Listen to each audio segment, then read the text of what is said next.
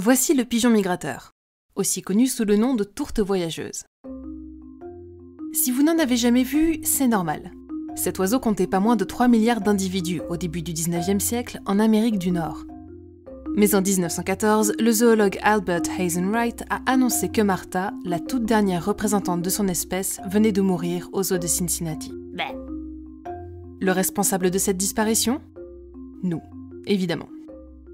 Le pigeon migrateur a été décimé en masse au cours du 19e siècle, considéré nuisible par les agriculteurs et une cible à la fois distrayante et délicieuse pour les chasseurs qui posent à côté de centaines de cadavres. Mais son histoire est loin d'être un cas isolé. Elle s'inscrit aujourd'hui dans un mouvement si grand que les scientifiques l'ont baptisé la 6e extinction. On voit aujourd'hui la disparition des espèces aller à un rythme environ 100 fois plus rapide que le taux normal de disparition. Depuis des années, Isabelle Autissier s'intéresse aux espèces marines et à l'évolution de leur habitat. Bonjour, je suis Isabelle Autissier, je suis ingénieure agronome à Lieux, c'est-à-dire spécialisée dans la pêche. Je suis connue pour être navigatrice et avoir fait des courses autour du monde. Et par ailleurs, en ce moment, je suis écrivaine et l'actuelle présidente de la branche française du WWF.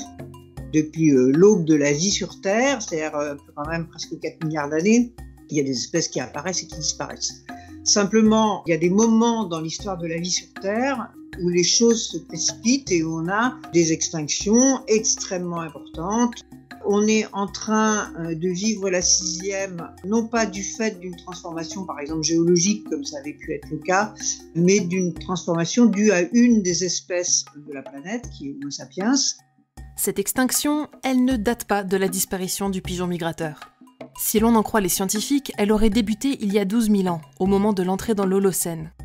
L'expansion humaine et la chasse auraient grandement participé au recul des espèces à ses débuts. Mais aujourd'hui, il ne suffit plus de pointer du doigt l'idiot qui pose à côté d'une pile de pigeons pour identifier les coupables.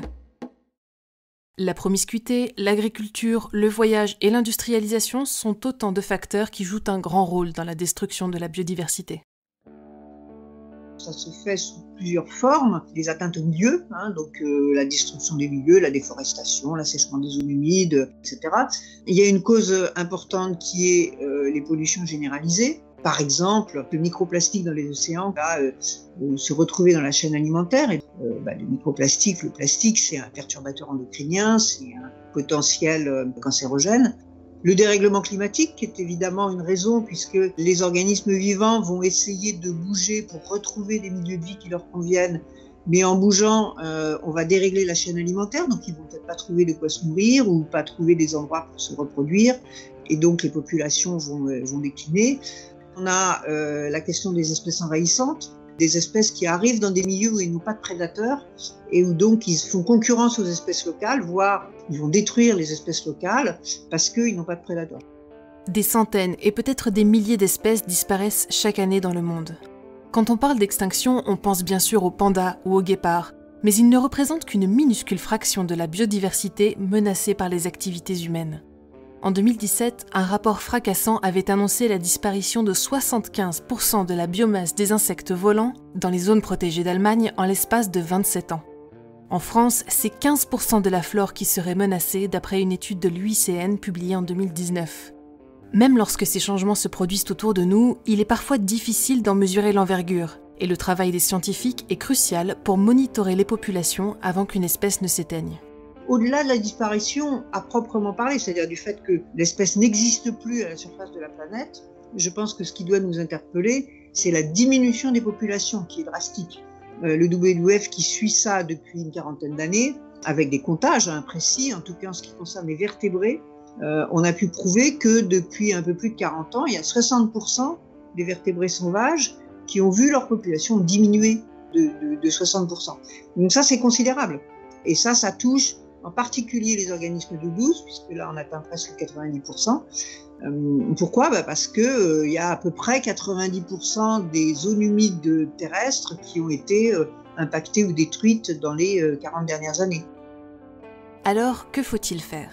Devrait-on se résigner à la situation ? C'est sûr que si on ne fait rien, le pire va arriver. Si on fait un peu, il y aura du pas terrible qui va arriver. Si on fait beaucoup, il y aura du mieux. Et si on fait énormément, on a des chances que ça se passe pas trop mal. Donc tout dépend de nous au fond, hein, et c'est normal puisque peut-être que nous sommes tous le problème, mais nous sommes tous aussi la solution. Les moyens pour aider à changer ces tendances sont plus nombreux qu'on ne le croit et ont souvent l'avantage de réduire nos émissions de carbone et nos dépenses tout en préservant la biodiversité. Il y a plusieurs façons. Il y a d'abord changer sa vie.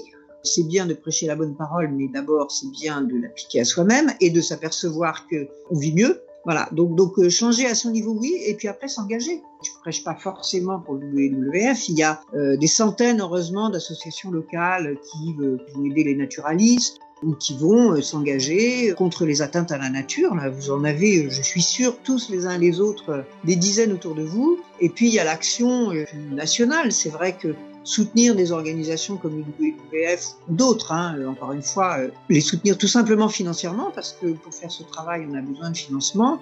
Ça peut être aussi une façon de s'engager, mais aussi de savoir ce que votre banque fait de votre argent, d'où viennent les produits que vous consommez. Donc voilà, il y a plein de façons de s'engager.